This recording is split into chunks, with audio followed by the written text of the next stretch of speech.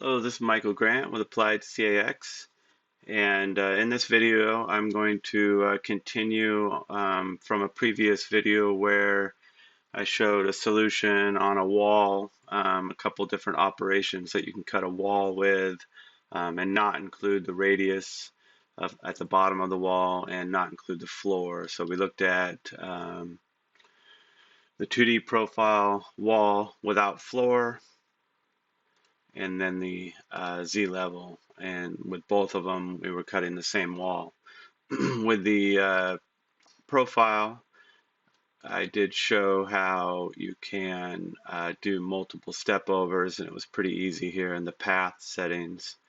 The question now is, can you cut multiple stepovers on a Z level? You can. It's a little bit different process, but it's a good opportunity to show the method and the use of methods, or the way that I use methods.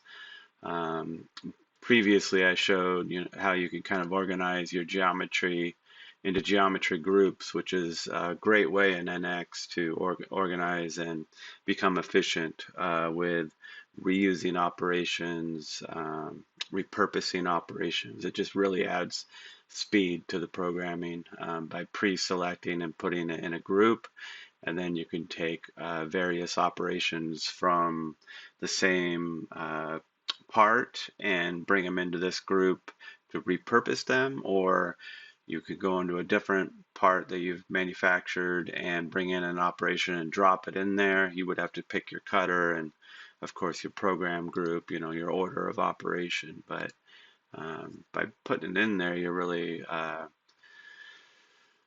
able to repurpose it and point it to the right geometry quickly. So that was the geometry groups, and now we're going to go to the method group. So um, for clarification, in this case, I'm going to put the wall profile. In fact, I'm just going to delete it for now, and I'm going to leave this name alone. But we're going to copy and paste this operation into a different method group and see what the result is. So I just did Control C. You can also right click, just copy, and then right click, paste inside. That'll put it in the folder. I think of these as folders. And for now, it'll just show copy. We'll generate that.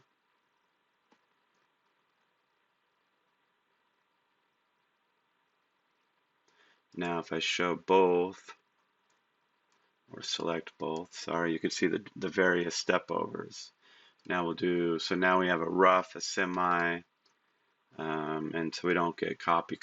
I'll just copy this one. Sorry, I'll use right click and then paste inside. And then we'll generate that one.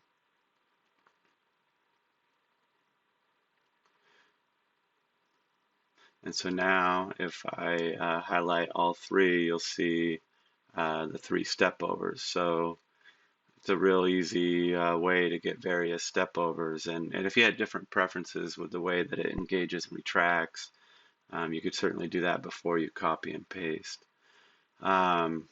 Now to show kind of how the method group works, I'm going to make a change in the rough.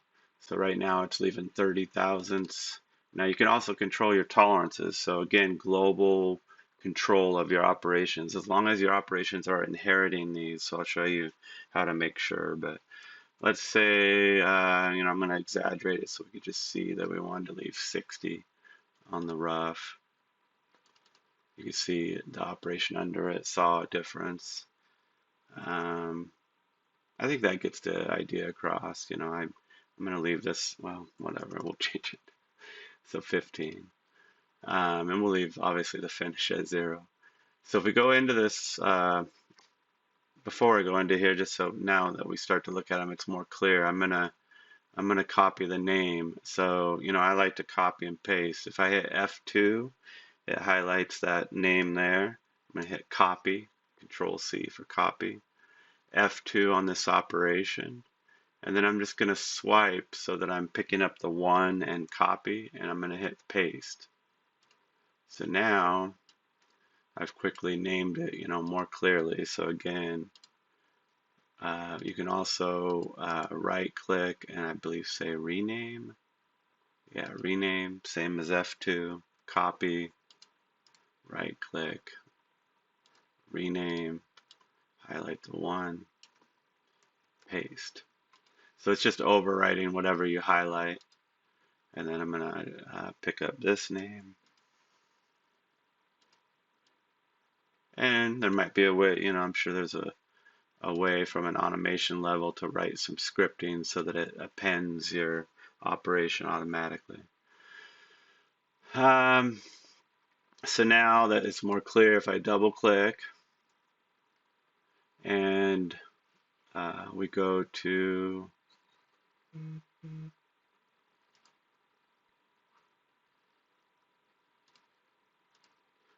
tolerance and clearance.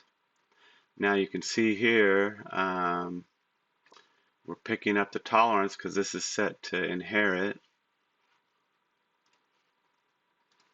And then if we go up to the main group, or sorry, the geometry group, you can see that the stock is inheriting from the rough, and that is because this is set to inherit. If you want to locally define it, it's going to break this lock. You can always come back and lock it. But I recommend having, your process designed in your method groups, and you can even name them more clearly because maybe on some parts you want to have different stock levels. Have those method groups in there. Drag your operations in there because now you could take 10 operations and drag them in if you want to repurpose them and not have to go into each one to set the settings. So, you're starting to design kind of some process for different materials, let's say.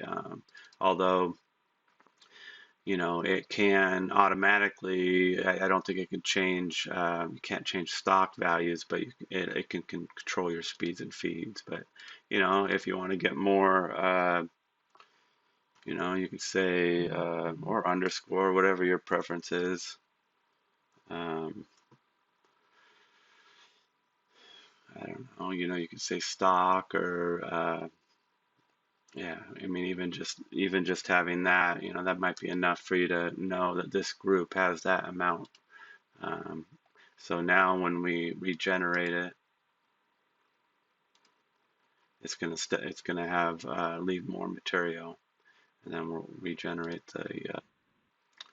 the semi-finish also. So kind of going with the same organization here. And we'll regenerate. You can regenerate from the top level. It'll generate whatever's under it.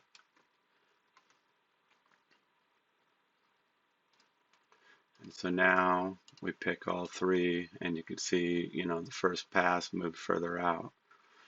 If this was a floor, you could also vary the floor stock amount.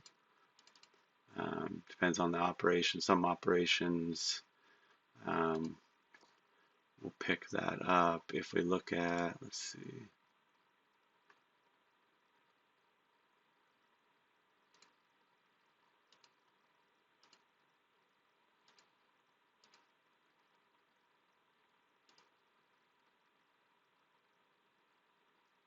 Yeah, there's none that I could see that split up the floor and